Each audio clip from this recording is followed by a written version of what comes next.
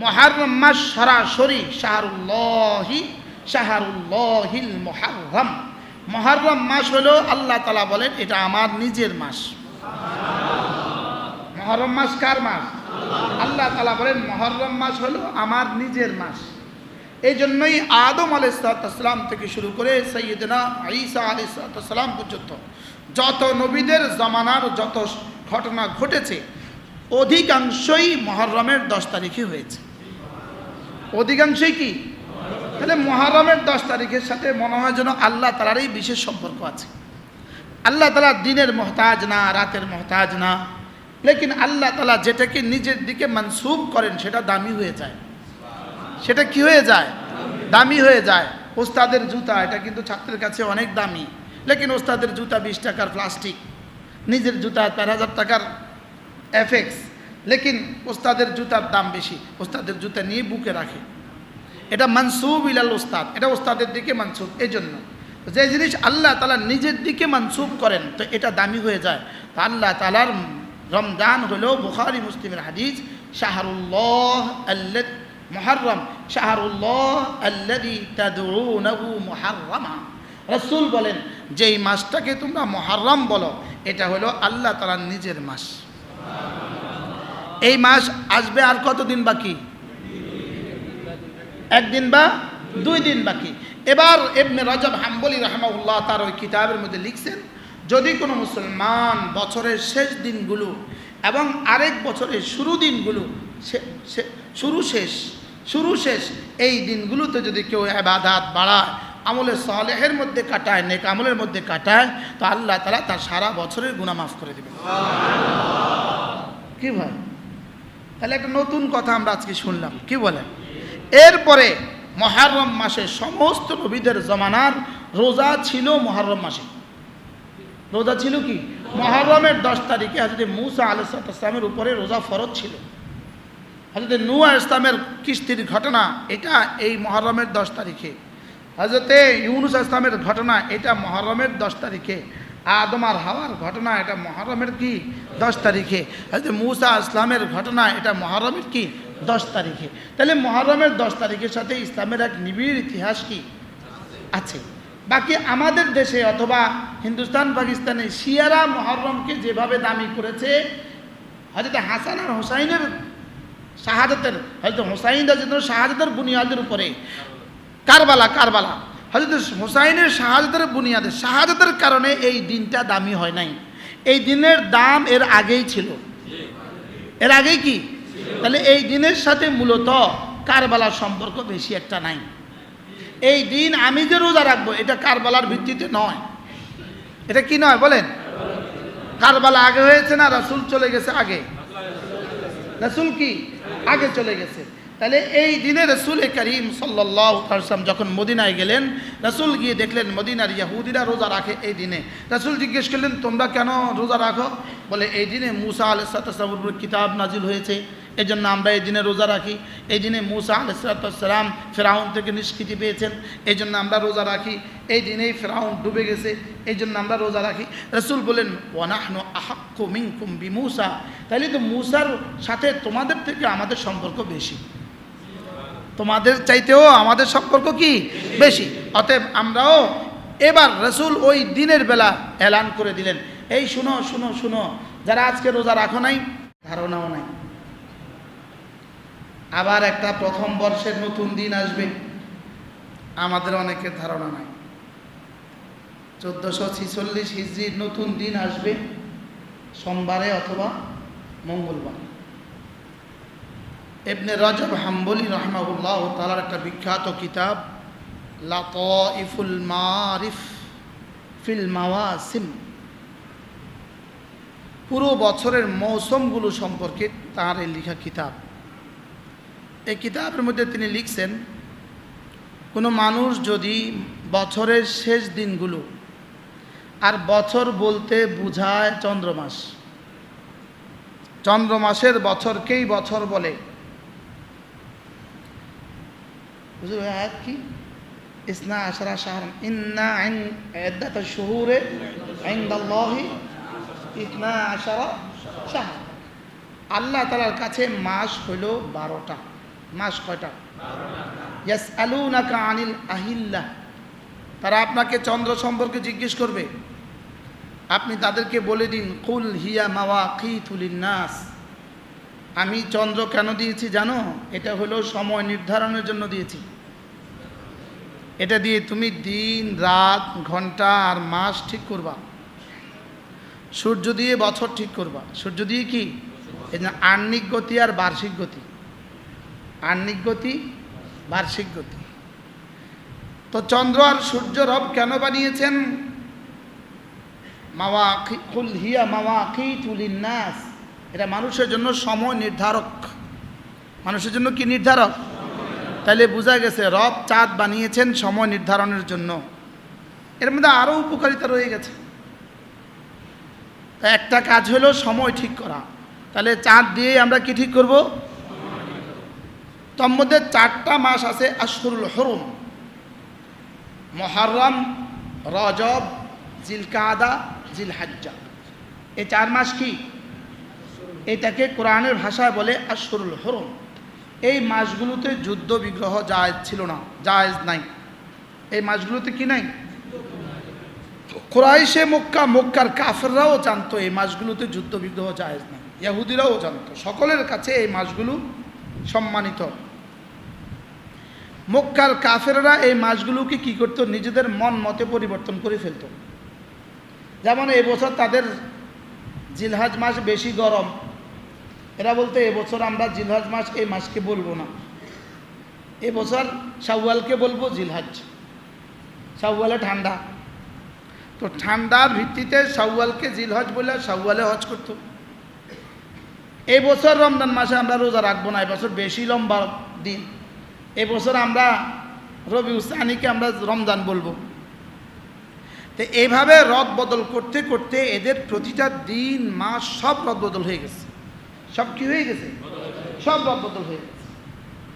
এখন আর রজবের মাসের জায়গায় রজব নাই, হজের জায়গায় হজ নাই, সব কি হয়ে গেছে? তো আল্লাহ তাআলা ফতহে মক্কার বছর, রাসূলের বিদায় হজের বছর, আল্লাহ তাআলা হুবহু জিলহজ্জাতে জিলহজ্জা দিয়ে, বুঝেন নাই, জিলহজ মাসেই জিলহজ রেখে আল্লাহ তাআলা 12টা মাসকে সেটিং করে ফেলেছেন। এরপরে আল্লাহ তাআলা বলে দিয়েছেন এটাই হলো হুয়াদ্দীনুল কাইয়িম, এটাই কিয়ামত পর্যন্ত সুদৃঢ় দিন হিসাবে আমি 12টা মাস সেটিং করে দিয়েছি। এবার আল্লাহ তাআলা একটা সিদ্ধান্ত শুনিয়ে দিলেন, এবার যদি কেউ আর রজবকে শাবান বলো, জিলহজ্জাকে কেউ যদি এবার রবিউল সানি বলো, এটা হবে কুফরি। এটা হবে কি? ইন্নামান নাসিউ জিয়াদাতুন ফিল কুফরি। এবার আল্লাহ তাআলা বলে দিলেন এই মাসগুলোর মধ্যে হেরফের করা, রদ বদল করা, এটা কুফরি। এটা কি? এটা কি?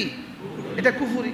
যেমন ঘড়ি রদ বদল করে দিলাম, আমরা 1:30টায় নামাজ পড়ি, এখন 9:30টাতে 1:30টা বাজায় দিলাম, বুঝেন না?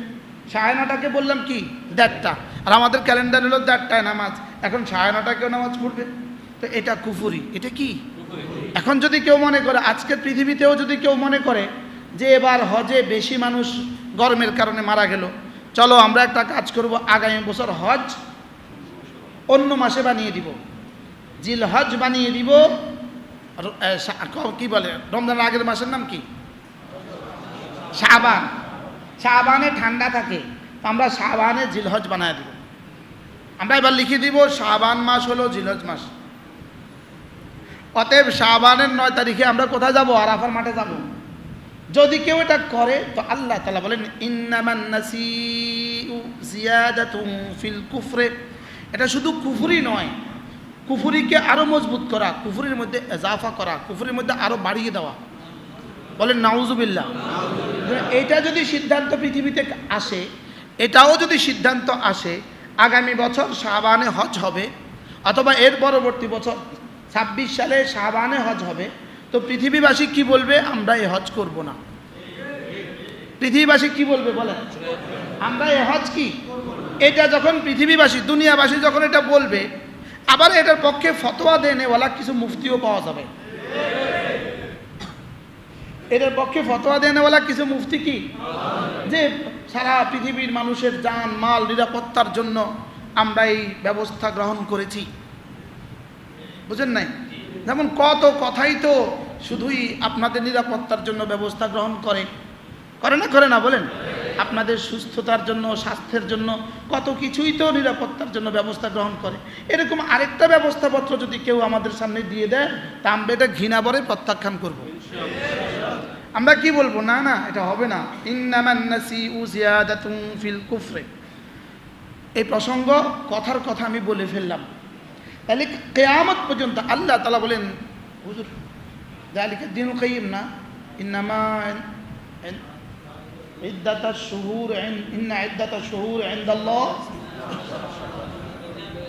ফি কিতাবিল্লাহি ইয়াওমা খালাকাস সামাওয়াতি ওয়াল আরদ। আল্লাহ তাআলা বলেন, যেদিন থেকে আমি আসমান আর জমিন বানিয়েছি সেদিন থেকে 12টা মাসকে আমি এভাবে সাজিয়ে দিয়েছি, এবং এটা চলবে কিয়ামত পর্যন্ত। এজন্য জিলহজ, কেউ শাবানকে জিলহজ বললে এটা শুধুই কুফরি হবে, আর কিছু হবে না। কি হবে বলেন? এরপরে কি বলে? যালিকা দ্বীনুল কাইয়িম। আল্লাহ তাআলা বলেন, এটাই আমার সুনির্দিষ্ট দোটোক ফয়সালা, এটা আমার সিদ্ধান্ত, এটা আমার কি। এজন্য সারা পৃথিবীর সব শক্তি মিলেও যদি শাবানকে জিলহজ্জা বলে, এই শাবান জিলহজ্জা হবে না। এবং শাবানে সারা পৃথিবীর সমস্ত ইন্তজাম যদি শাবানে হজ করার জন্য করে, দুনিয়াতে কেউ হজ করবে না, দুনিয়াতে কেউ কি করবে না। এবং এই হজ যদি কেউ করে তার হজ সাকেত হবে না, তার হজ রহিত হবে না। যালিকা দ্বীনুল কাইয়িম। 5 বেলায় 5 লাখ। আচ্ছা, আজীব কথা না? 5টা দিন, একটা দিনে 5 লাখ নামাজ। কি? আর বাংলাদেশে 5 27 কত? 5 27 5 20 100 5 7 35 135। বাংলাদেশে একদিনে 135, আর মক্কা শরীফে একদিনে 5 লাখ। আচ্ছা, কি করা? এভাবে যদি প্রতি বছর 40টা বছর যদি এভাবে প্রতি বছর 1 মাস করে হয়, কেমন হবে? সুবহানাল্লাহ বলে না? আল্লাহ বাকি জিন্দেগির শেষ দিন পর্যন্ত যাওয়ার তৌফিক দান করেন। যাদের তৌফিক আছে নিয়ত করেন। বাকি কোনো বুড়ো, 60 বছরের উপরে কোনো বুড়ো আর হজে গেলে ফেরত না আসার সম্ভাবনাই বেশি। এটাও এক বালা, এটাও এক ভালো। এজন্য বুড়ো হজের নিয়তই করবেন না। আগে করলেন না কেন আপনি?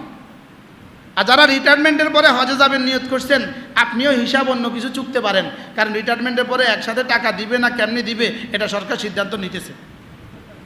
বুঝুন না? হ্যাঁ, এই জন্য এটার সিদ্ধান্ত যদি পাল্টে যেত, আমরা একসাথে আর টাকাও পাবেন না, হজও করতে পারবেন না। এই জন্য হজের নিয়ত করেন ইনশাআল্লাহ। বলেন ইনশাআল্লাহ। বুড়ো হইলে না, বুড়ো হওয়ার আগে। যারা 60 65 70 হয়ে গেছে, আপনি হজে যাওয়ার চেষ্টা না করে আপনি অন্য কোনো ফিকির করতে হবে। আগে করলেন না কেন? সাজা। এই পরিমাণ মানুষ এই বছর শাহাদাত বরণ করেছে, অধিকাংশই বুড়ো।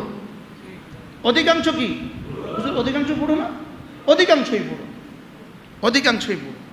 খোদা না খাস্তা কোনো দুশ্মন কোনো সিদ্ধান্ত নিয়েছে কিনা যে বুড়োরা যারা বাংলা পৃথিবী থেকে হজে আসবে এদেরকে আর দেশে ফেরত দিবে না, এরকম কোনো সিদ্ধান্ত নিয়েছে কিনা কে জানে। আল্লাহ হেফাজত করুক আমাদেরকে। তাহলে জওয়ানরা হজের নিয়ত করেন ইনশাআল্লাহ। সমস্ত চাকরিজীবীরা প্রত্যেককে হাতে ধরে বলি, পায়ে ধরে বলি, পরামর্শ দিচ্ছি, নেওয়ার দায়িত্ব আপনার। আর দ্রুত সময়ে বাংলাদেশ থেকে যেন জওয়ানদেরই হজের কাফেলা চালু হয়ে যায়। ঠিক হয় না ইনশাআল্লাহ? হ্যাঁ, আপনি 70 বছর আর 75 বছর বয়সের বাবারে আদর করে হজে পাঠাইয়েন না। কি বলছি কোন? আদর করে কি পাঠাইয়েন না? এ বাবা কষ্ট পাবে, এ বাবা ভীষণ কষ্ট পাবে। আরাফার মাঠ থেকে আসতে হয়, মাগরিবের পরে আসতে হয়, সূর্য ডুবার আগে আসতে হয়। মুজদালেফায় ঢুকতে হয় ফজরের আগে। মাগরিব এশা পড়তে হয় রাত 2টায় 3টায় 4টায়। এবার অসংখ্য গাড়ি মাগরিব এশা পড়তে পারে নাই, হারামের মুজদালেফায় ঢুকতেই পারে নাই। কি পরিমাণ টেনশনে রাত কাটছে। সাথীদের নাই অজু, কোথাও নামাবার কোনো ব্যবস্থা নাই, সিস্টেমই নাই নামাবার। আর ওইদিকে 4টা, পৌনে 4টা বাজি গেছে, মাগরিব এসা এখনো পড়া হয় নাই। কি অবস্থা সাথীদের? হৃদয়ের কষ্টের কোনো সীমা নাই। শেষ পর্যন্ত শুধুই বিদায়াতুল মুজদালিফা, মুজদালিফার সীমা দেখা যায় এই জায়গাতে আইসা। আমি ড্রাইভারকে বলছি, তোমার যা হওয়ার হোক তুমি আমার এখানে নামায় দাও, কারণ আমার তো সময় আছে 15 মিনিট। সারা রাতের জার্নি, অজু ইস্তেঞ্জার ব্যবস্থা নাই, এই সময় নামাজটা কেমনে পড়বে? নাই বাথরুম, নাই পানি, এই সময় আমার বাকি রয়েছে কোনো কয়েকটা নামাজ, মাগরিবের এসা। কোন রকমে আমরা যখন নামি তখন 10 মিনিট বাজে, আর 10 মিনিট বাকি আছে, 10 মিনিট পানি খাওয়ার, পানি এরকম ছোট্ট একটা বোতল দিয়ে কোনো রকমে অজুটা কইরা মাগরিবের 3 রাকাত আর এশার 2 রাকাত আমরা পড়ছি। যেই পড়ছি পড়া শেষ, ফজরের আজান। রিক্সটা কেমন হয়েছে বলেন? অথচ লক্ষ লক্ষ হাজি তখনও রাস্তায় রয়ে গেছে। তো এদের ফজরে আসা আমাদেরকে তো রব মানে কি পরিমাণ রহম করছে, কি পরিমাণ রহম করছে। ওই আমাদের দেশে বলে না, কানের গোড়া দিয়ে গেছে। কি শেষ টাইমে আল্লাহ একটুখানি সুযোগ দিছে। আর এরপরে যত লক্ষ লক্ষ হাজি ঢুকছে, এদের ফজর আর মাগরিব আর এশা কোথায়? এরপরে উকুফে মুজদালিফা ওয়াজিব। উকুফে মুজদালিফা কোন সময়?